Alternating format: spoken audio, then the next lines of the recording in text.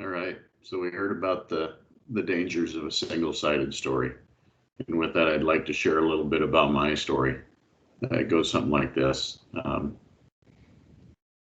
When I was younger, everything was set in my mind that the value of a man was how he could provide for his family. And I had everything going for me, and up until I was about 30 odd years old.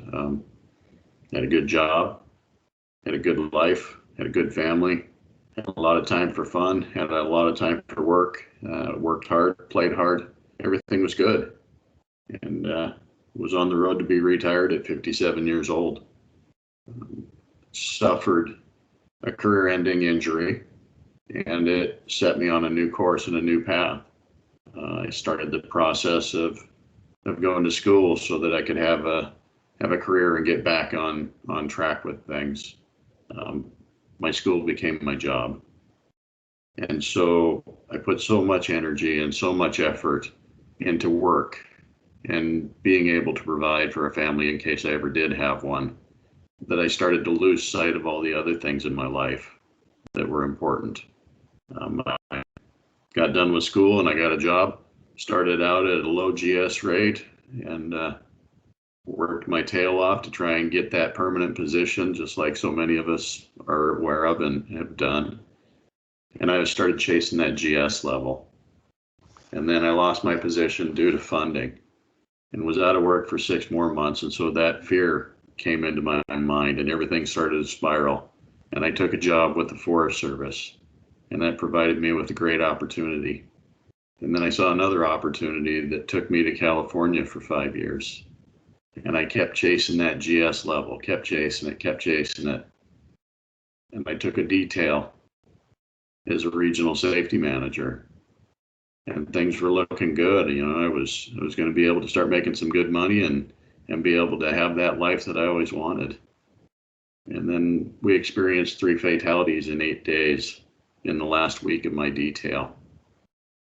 And that was a hard time for me.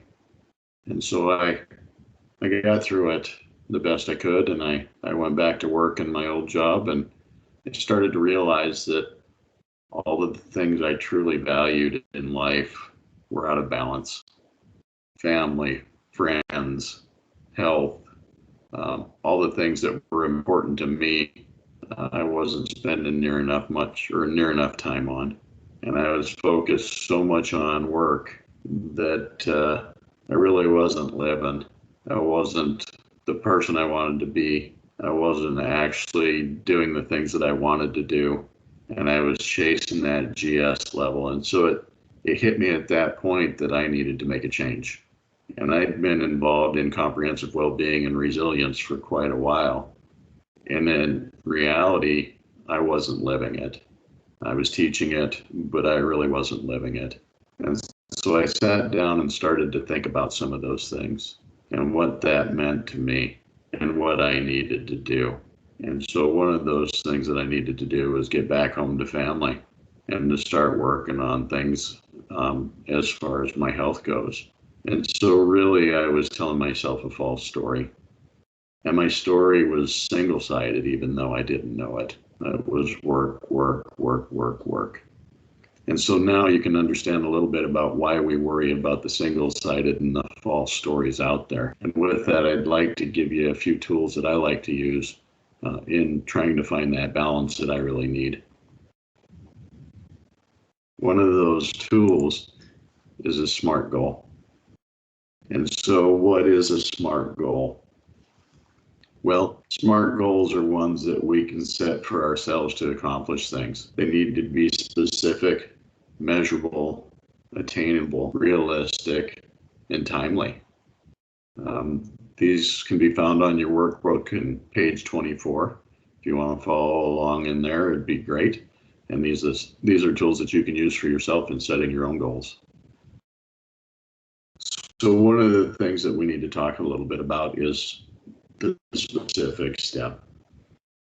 A specific goal has a much greater chance of accomplishment than a general goal. And so when I say specific versus general, yes, running a marathon might be specific, but what are the small steps that you need to be able to attain that? And so who is involved? Is it just you, or is it a group of people that you want to do this with? What do you want to accomplish? Well, I want to run a marathon. Do you have a location? Well, yeah, maybe it's Boston. And then a time frame. When do you want to meet that goal?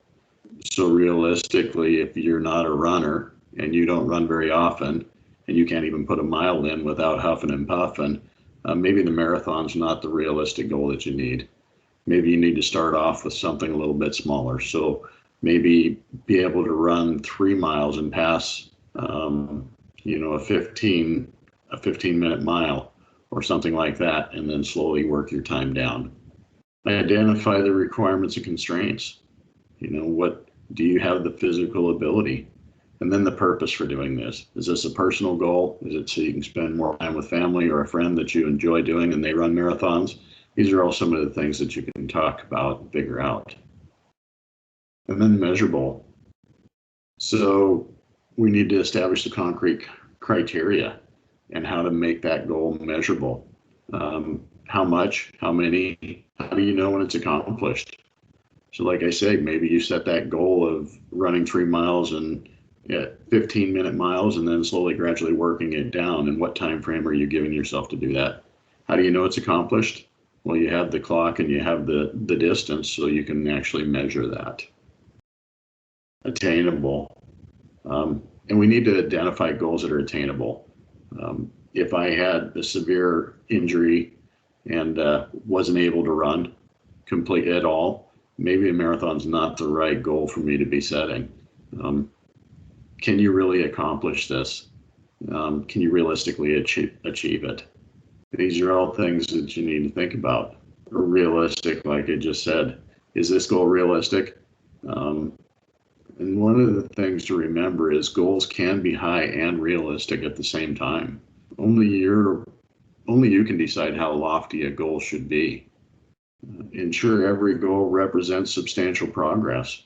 High goals are frequently easier to reach than easy ones because we have that motivation and we have that drive.